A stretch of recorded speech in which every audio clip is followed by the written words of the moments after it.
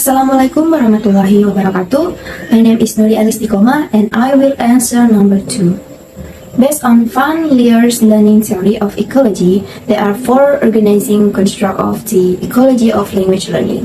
For the first is perception. This is driven by different purposes of learning. And the second is action, an activities-based learning. The third is relation, find new identities, and the last is quality. This is engagement with the learning environment. And according to Ward Gardner's theory of multiple intelligences, which proposes that individuals have multiple ways of processing information, is instrumental in understanding young learners' diverse learning styles. For the first is linguistic, is sensitivity to the meaning and order of words, ability to effectively use a language. The second is logical mathematical, is ability to handle chains of reasoning, recognize pattern, and work with abstract concepts.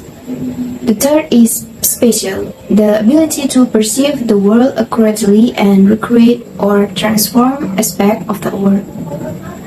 The fourth is bodily kinesthetic, the ability to use one's body in highly differentiated ways. The fifth is musical, the sensitivity to rhythm, pitch, meter, tone, melody, and timbre. The sixth is interpersonal, the ability to understand people and relationship. And 7 is intrapersonal, the self-knowledge and the ability to act adaptively on the basis of that knowledge. The 8th is naturalist, recognition and classification of objects in the environment, and the 9th is existential sensitivity and the capacity to tackle deep questions about human existence. Well, I'm Nafisa Fianti and I will continue the answer of number 2. How can educators cater to this characteristic and diverse learning style in the teaching English to young learners classroom? So there are 3 types.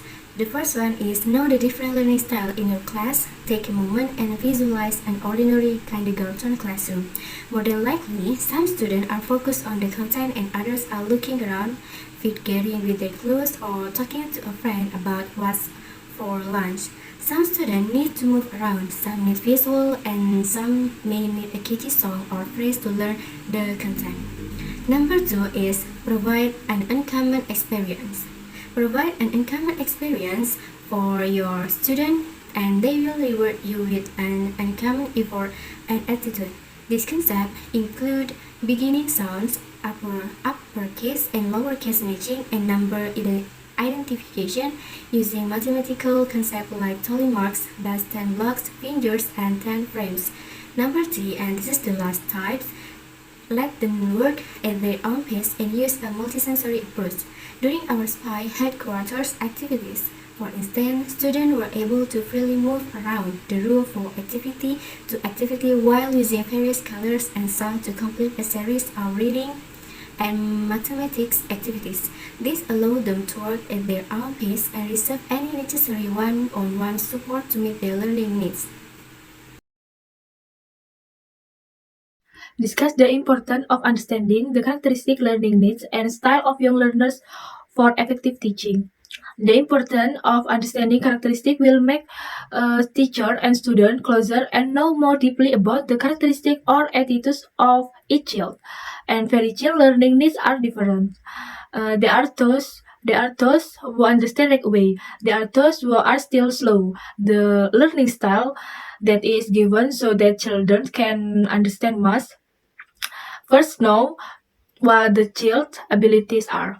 Because very child is different. Make sure the learning style is not boring and makes children understand and focus more on what the teacher is saying. Warahmatullahi Ta'ala Wabarakatuh. My name is Ainul Yakin. I'm from TBIC. In this video, I will answer the question number 3. The answer is understanding the characteristic learning needs and style of young learner is essential for effective teaching because we can have a positive impact such as being able to improve their learning achievement. So their contribution can provide many opportunities for practical language use, such as role playing or conversation also important for their language language proficiency.